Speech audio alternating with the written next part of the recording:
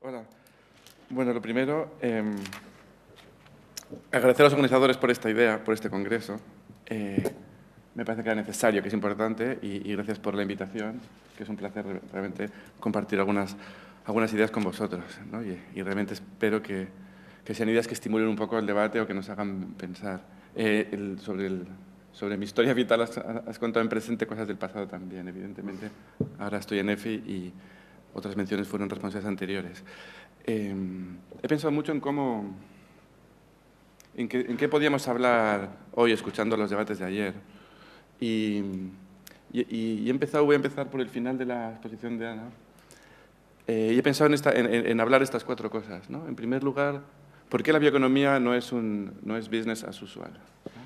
¿Por qué la bioeconomía no es solo un nuevo marketing del sector forestal? ¿Por qué la bioeconomía no es solo, o puede no ser solo, una hoja de ruta sectorial? ¿No? ¿Qué elementos tiene diferenciadores? ¿No? Luego un poco por el sur de Europa, porque es diferente. ¿En qué sentido es diferente el sur de Europa? La ponencia habla de bioeconomía en el sur de Europa. ¿En qué estamos? ¿Porque somos distintos o no lo somos? Y luego quizás, si tenemos tiempo, tengo unos retos y oportunidades basados en algunos ejemplos prácticos y unas conclusiones. Nosotros desde ayer ya empezamos a ver, ¿no? La bioeconomía es una promesa de un cambio de modelo, ¿ah? Un cambio de modelo económico. Vimos en el Antropoceno. Pronto seremos 9.000 millones de personas en la Tierra. Millones se incorporan cada día a la clase media, 70% viviendo en ciudades, con un patrón de consumo urbano, una presión inmensa en los recursos naturales, cambio climático, pérdida de biodiversidad, en fin. Necesitamos un cambio de paradigma. Y si buscáis en DuckDuckGo o en Google imágenes sobre bioeconomía, tenéis la primera página, os salen estas, por ejemplo. Hay gente que ve la bioeconomía como fundamentalmente como un negocio, fundamentalmente como un componente económico, ligado al crecimiento verde. Otros lo ven como una reconciliación entre crecimiento y naturaleza, un retornar a vivir de la tierra. Y en medio tenemos distintos planteamientos sectoriales, unos más urbanos, otros más rurales, unos más forestales, otros más agrícolas, otros más biotecnológicos. La economía es un concepto que evoluciona, pero está vinculado a ese cambio de paradigma en distinta intensidad. Y como os decía, volvemos al origen, ¿de dónde estamos? ¿No? Si conocéis el trabajo sobre sobre los límites planetarios de Rockström, del Instituto de Ambiente de Estocolmo, ellos dicen, o la ciencia, el resumen de la ciencia dice que estamos sobrepasando la capacidad del planeta en algunas dimensiones estructurales. El cambio climático sería una, la pérdida de diversidad biológica sería otra, funcionalmente no se sabe el impacto que eso tendría, y luego hay otras dos áreas donde estamos pasando los límites planetarios para un espacio seguro medioambiental, que son los ciclos geoquímicos del fósforo y el nitrógeno, curiosamente. Sabéis que hoy se fija más nitrógeno artificialmente en la industria que lo que fijan las plantas del planeta en fotosíntesis natural. Estamos estamos llegando a una dimensión de impacto en el planeta que rivaliza con los procesos naturales. Y luego tenemos otros áreas como los aerosolos atmosféricos o las nuevas entidades, los plásticos, que no conocemos muy bien dónde estamos, pero que tenemos unas concentraciones de plásticos en el océano impresionantes y que en el Mediterráneo son tan altas como en los puntos más altos del Pacífico. Tenemos unas altas concentraciones de plásticos, pero no se puede evaluar qué significa en impacto. Entonces tenemos ahí un reto planetario, un reto social importantísimo, pero no solo eso, sino que además tenemos unas necesidades sociales y tenemos que crear espacio para esas necesidades sociales. Y esto está sacado de Radwer, la economía Donuts, donde tenemos un espacio vital de consumo y utilización de recursos, pero generando riqueza, empleo, necesidades básicas. Y eso no significa solo comida, agua y alimentación, significa dignidad, participación, identidad, significa trabajo digno. Entonces, en este marco está la bioeconomía. Está en la bioeconomía de reducir nuestra huella planetaria hacia lo que el planeta puede sostener, a la vez de crear espacio para una humanidad que crece y con enormes expectativas de bienestar. Y ahí un poco se resume, esa conciencia se resume en esos dos hitos, donde casi sorprendentemente, casi todos los gobiernos, creo que todos menos uno, han llegado a ese acuerdo de París de reducir las emisiones de carbono y tenemos esos objetivos de desarrollo del milenio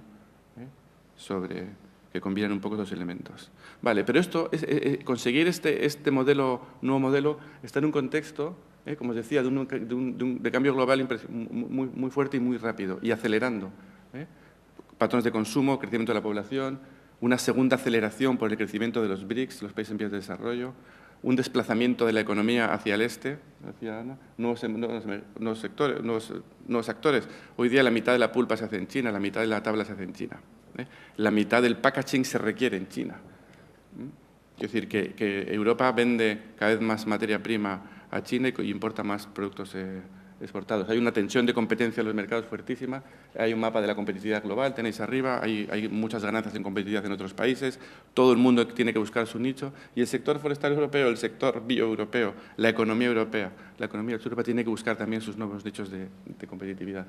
Tenemos un problema estructural de empleo, especialmente en el sur de Europa, especialmente intenso.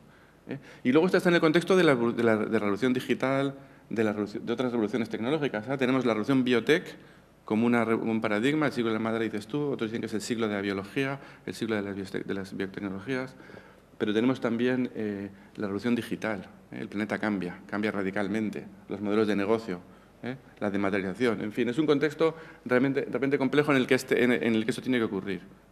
Si veis este trabajo sobre el Foro Económico Mundial, sobre los grandes retos de la región mediterránea, lo resume en 2 retos. La gestión sostenible de los recursos naturales en un contexto de cambio climático, el agua en el Mediterráneo, la alimentación, 500 millones de personas en la cuenca mediterránea y la generación de empleo y riqueza. 50% de paro juvenil en el norte de África. En España no es necesario hablar del paro estructural. En el Mediterráneo en su conjunto tenemos los grandes retos y ahí es donde nos tenemos que situar. En ese contexto, ¿qué es la bioeconomía? Os pregunto yo. ¿Es un sector de la economía, como la definición de la Unión Europea? ¿Es un sector de la economía, el sector bio, o es una biologización de la economía, es una transformación del modelo económico? Como sector bio, lo tenemos ahí, transformación de biomasa para múltiples aplicaciones. Y simplemente 2 cosas, ¿no? El sector forestal siempre ha sido un sector que tiene una materia prima fundamental y luego tiene un mercado, una cadena de valor divergente, que puede acabar en un zapato, la madera, puede acabar en una casa, puede acabar en papel o en energía.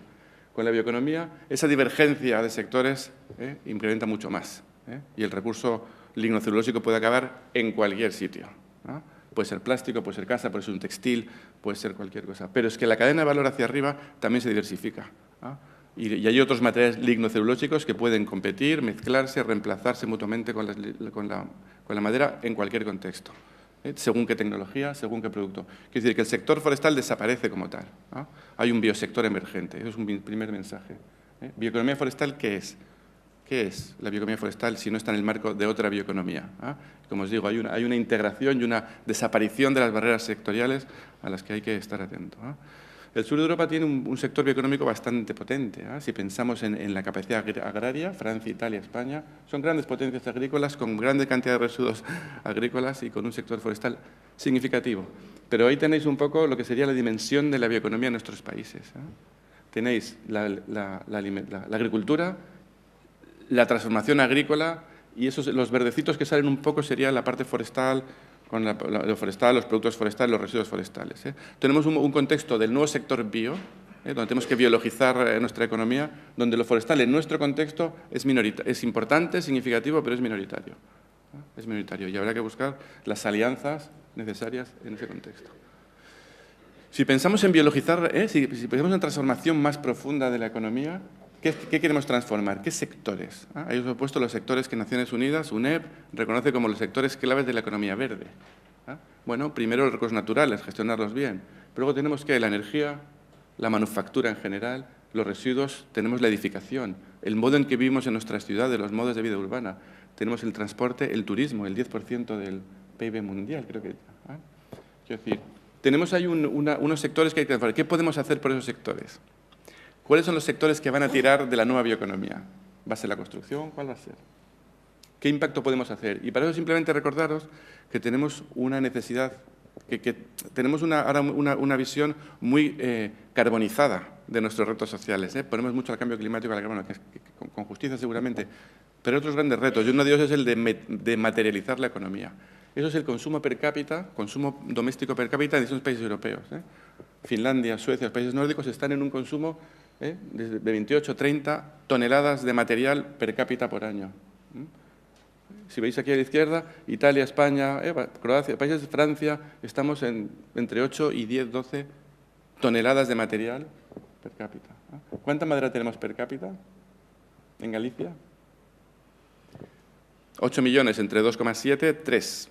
3 metros cúbicos per cápita tenemos en Galicia de madera para reemplazar unas necesidades que tenemos de 8. Luego, la bioeconomía significa dematerializar, reducir la intensidad energética. ¿Somos capaces de reemplazar todas nuestras necesidades con bio? ¿De qué manera? Por eso la bioeconomía tiene que ser evidentemente circular, o sea, evidentemente circular. No puede ser un business as usual, no puede ser produzco, vendo, desecho.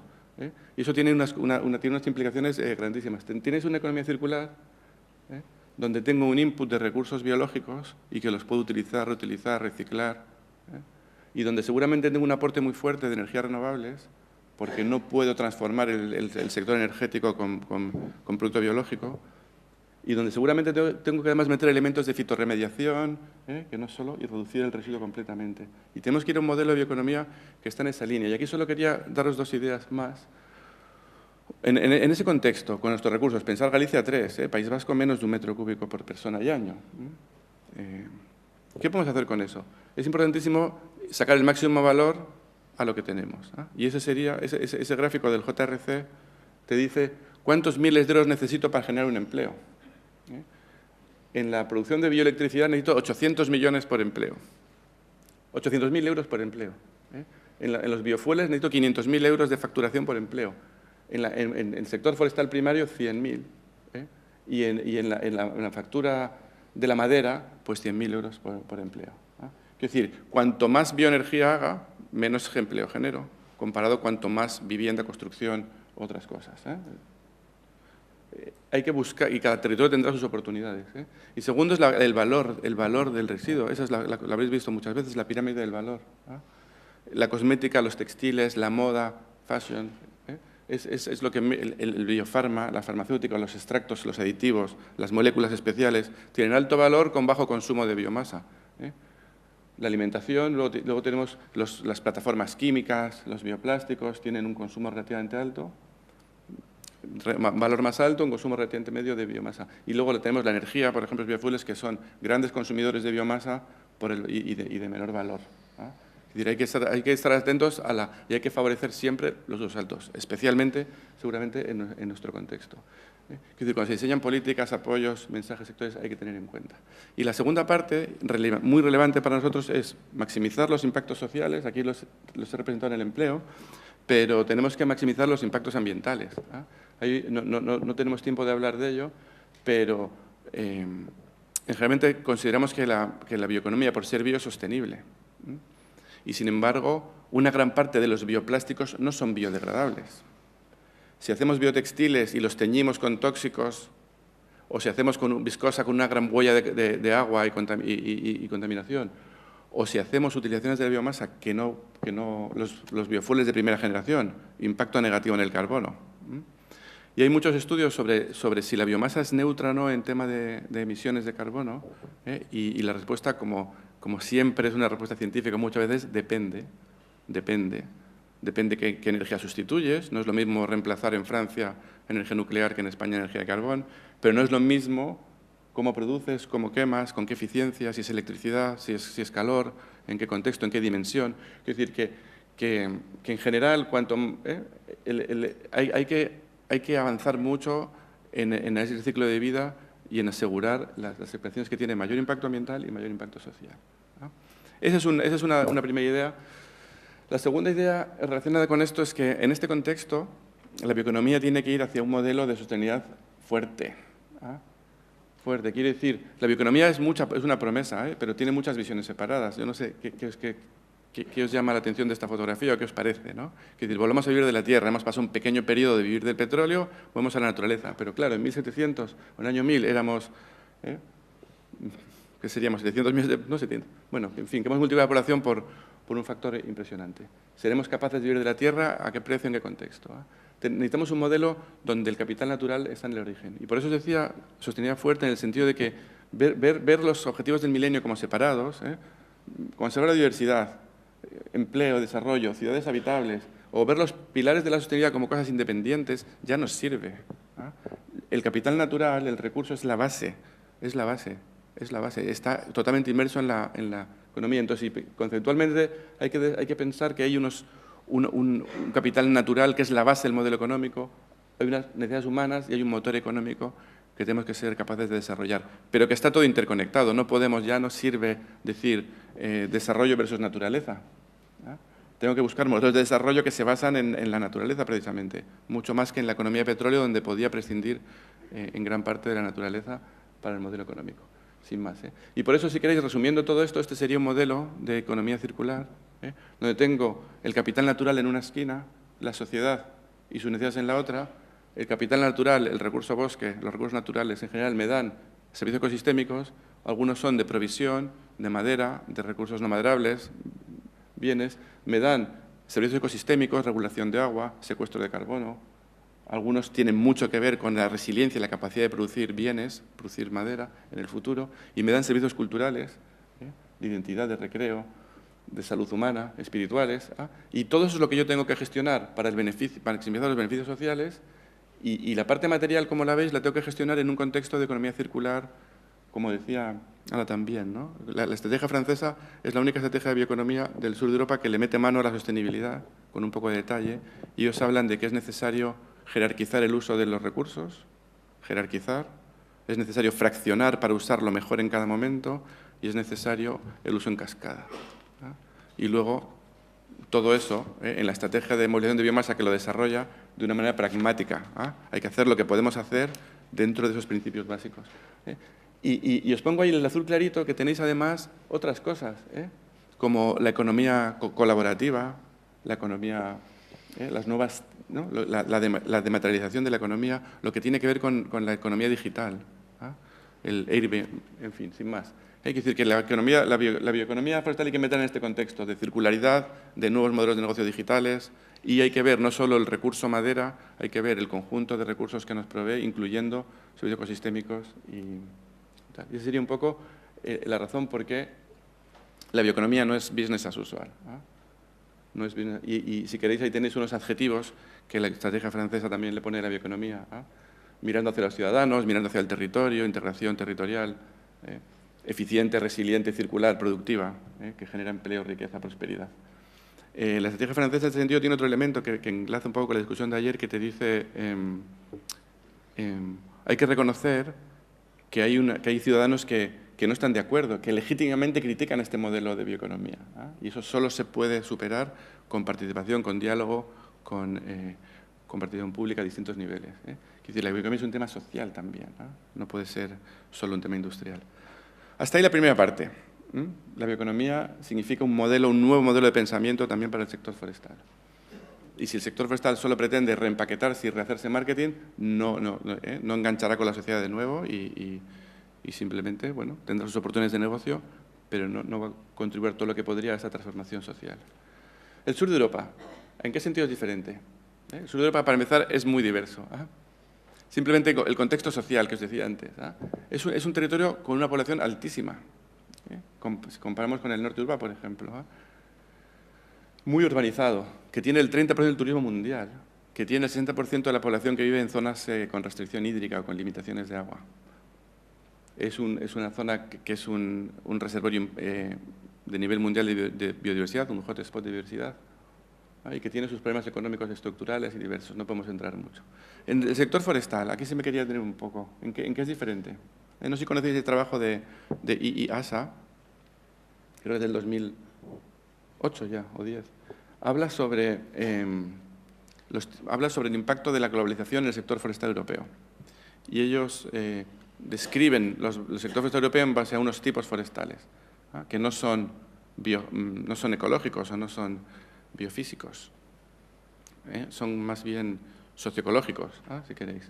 Y entonces ellos describen el bosque nórdico como un bosque globalizado, con una industria de pulpa y papel muy potente, muy internacionalizada, que también tiene, por supuesto, aserrío y segunda transformación, pero donde tiene una industria del papel que es el núcleo, donde tiene una cadena de valor muy integrada, la propiedad en cooperativas, las cooperativas dueños de las multinacionales, donde pactan sus precios a 6 meses, volumen de suministro, y donde son jugadores mundiales y juegan en todos los mercados, aquí le vendo esto, aquí aquello, y son capaces de sacar un rendimiento altísimo. Si veis el bosque centroeuropeo, por ejemplo, sería un bosque donde el 60% de la propiedad es pública, que moviliza la mayor parte de la madera, donde tiene una industria de aserrío muy eficiente y muy grande, de mucha dimensión, sierras de 1 millón de metros cúbicos, de 700.000, y donde también son jugadores mundiales en la madera, donde tiene un sector del papel más pequeño, donde tienen problemas de movilizar un poco la propiedad privada, pero que acompaña a una gran pública, donde cuando el mercado baja el precio, los Länder alemanes suministran al precio que sea, a 20, a 5, a 10, a lo que sea. Yo mantengo mi industria. Y luego tenemos, por ejemplo, en el sur de Europa, tendríamos el bosque mediterráneo, un bosque de baja gestión, donde apenas se moviliza madera, con un alto riesgo de incendio, con productos nicho como el chopo, el corcho, donde hay un montón de propiedad ausente, una propiedad privada ausente, no organizada. Y luego tendríamos, por ejemplo, el bosque atlántico de plantación, donde tiene una industria del papel con jugadores, algunos jugadores de escala mundial, donde tiene un aserrío familiar, pequeño, fragmentado, con muy poca capacidad de innovar, con dificultades para financiar, por ejemplo, la transformación hacia productos de mayor valor agregado, donde la propiedad está muy poco organizada, donde, quitando Francia, no existen grandes cooperativas o gestión conjunta, donde hay unas disfunciones en la cadena de valor, si queréis, desconfianza en la cadena de valor. En fin, ese sería un poco el contexto. Un bosque de plantación donde estaríamos en el commodity, estaríamos en productos de muy bajo valor añadido, tabla, tablón, pallet. Tú nos decías, Ana, por ejemplo, hemos subido las cortas en Galicia, hemos bajado la segunda transformación. Es decir, estamos cada vez más en el commodity, luchando al coste, pagando con muchas tensiones para movilizar madera, propietarios que no están contentos con los precios que reciben y dificultades serias para competir. Y ese es el contexto. Si la mitad del tablón se hace en China, el precio va a ser durísimo. No hay espacio para competir en el commodity. Es muy difícil mantenerse ahí. Eso sería un poco el contexto. Os dejo esto en la presentación, la descripción de estos tipos y un poco lo que ya sabe como estrategia para cada región.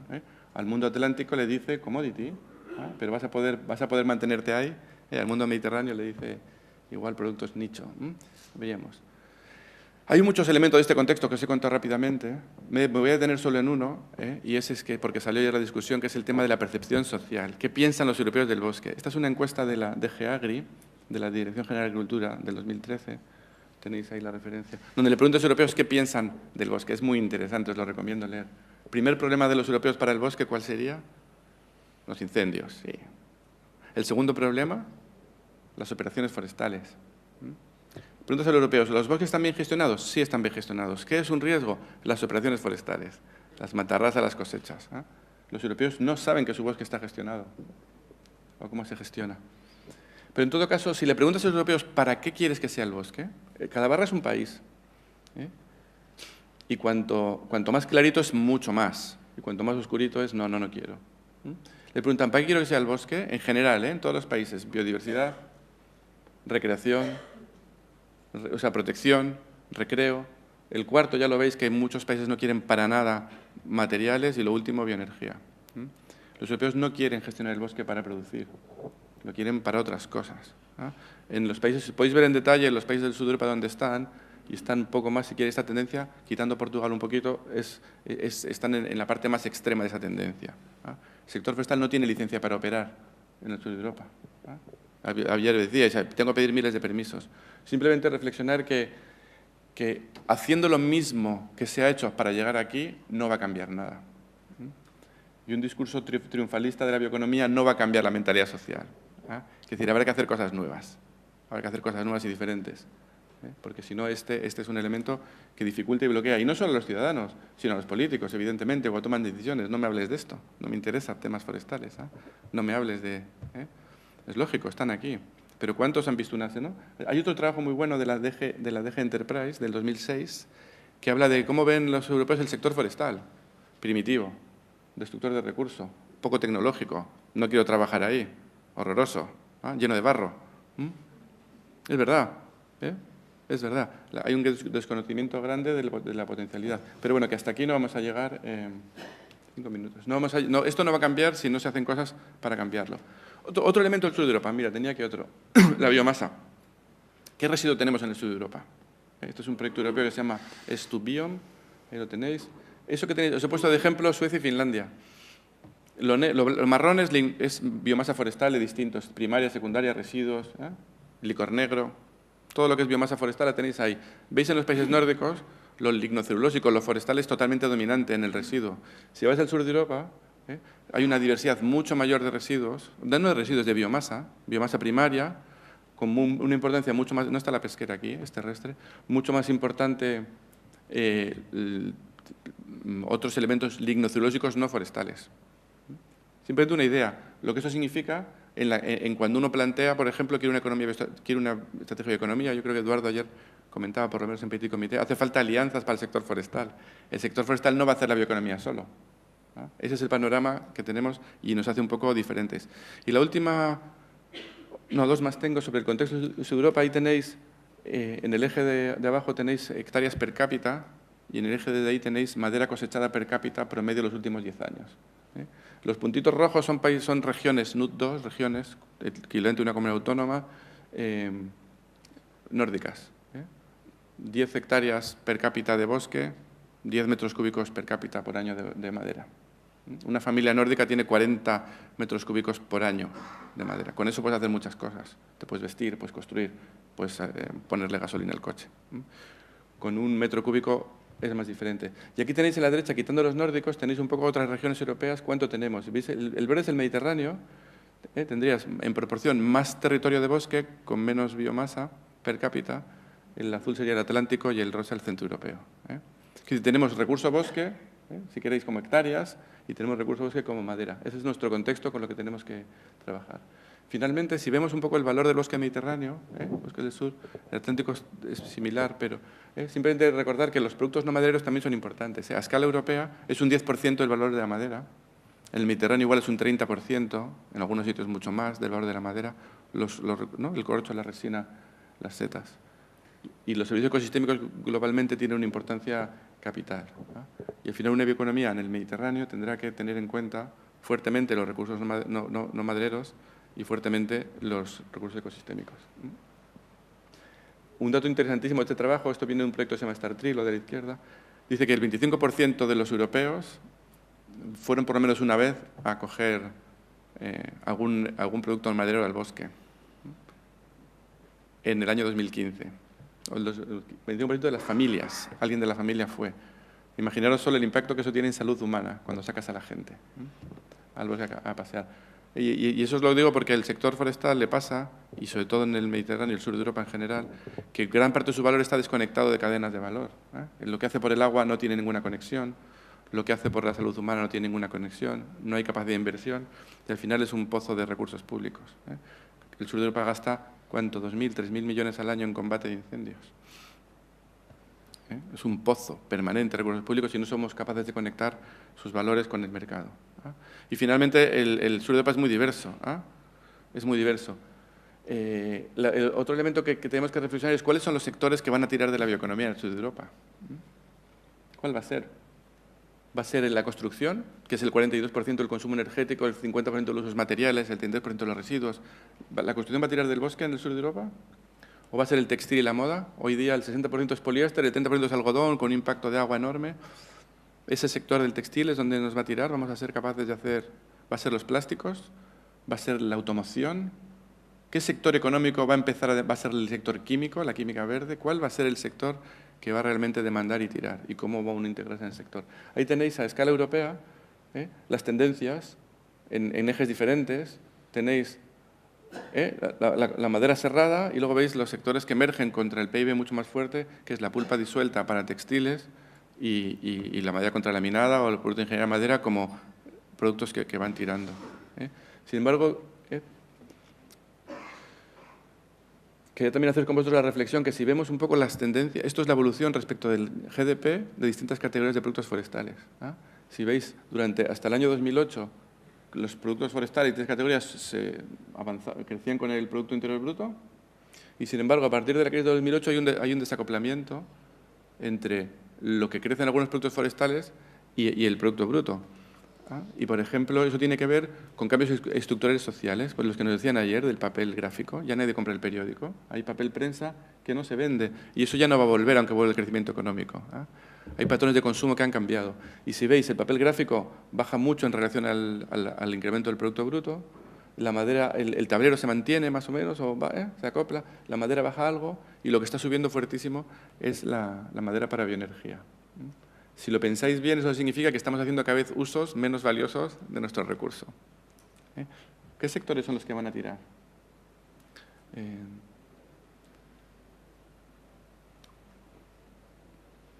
Y finalmente voy a terminar aquí en resumir, ¿no? Cada región, cada territorio tiene sus recursos, su biomasa diferente, tiene sus sectores económicos, tiene su sociedad, sus demandas sociales, y cada uno tiene que buscar su modelo de bioeconomía, ¿no? Esa es la otra, no hay una bioeconomía. Y si vemos las estrategias europeas de bioeconomía, pues sí, se las podemos clasificar como en 3 tipos de prioridades. Hay unas que son muy biotech, biotecnología, y no se basan en la biomasa.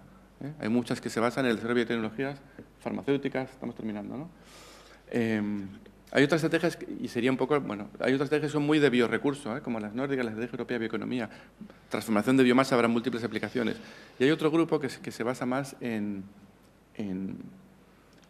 planteamientos agroecológicos, de productos de cercanía, desarrollo territorial, kilómetro cero, cadenas cortas de suministro.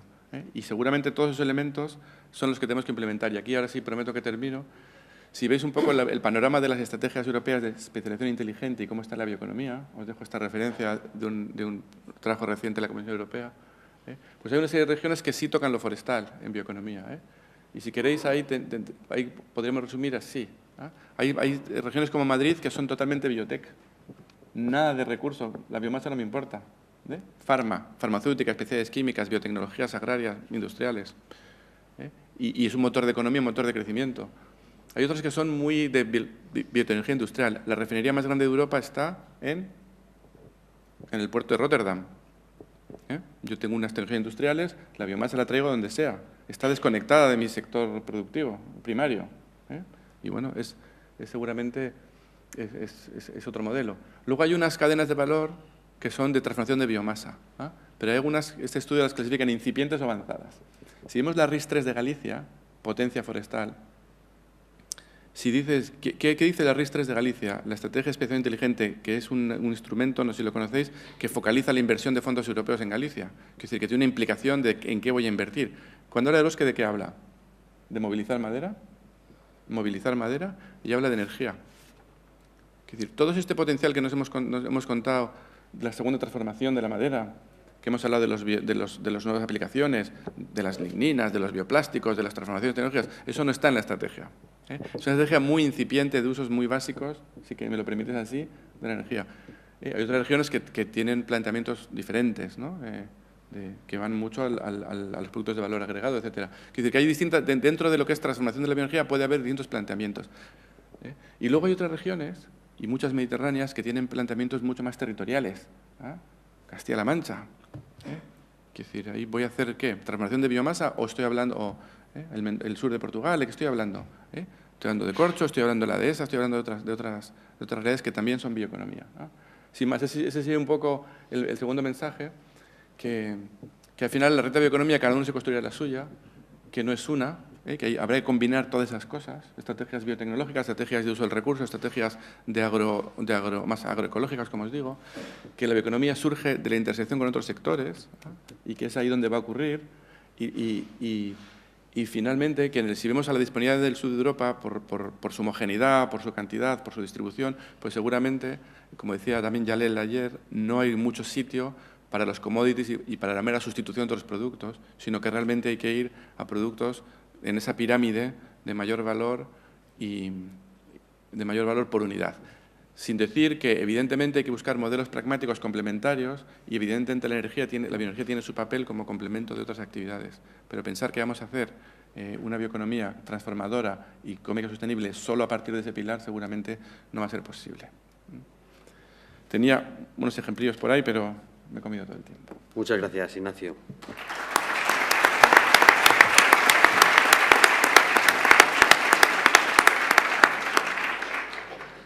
Interesantísimo y para reflexionar. Muchísimos datos para pensar y para estudiar. A continuación va a intervenir José Herrera Castanedo. Es ingeniero de grado en técnicas industriales ingeniero técnico industrial mecánico especialista en estructuras. Y desde el año 2009 coordina el Departamento Técnico y Comercial de Maderas Jofra, Sociedad Anónima. Se dedica al diseño, cálculo, fabricación y montaje de estructuras laminadas para empresas constructoras, las más grandes de España, tipo Ferrovial, etcétera. Y para estudios de arquitectura y de ingeniería.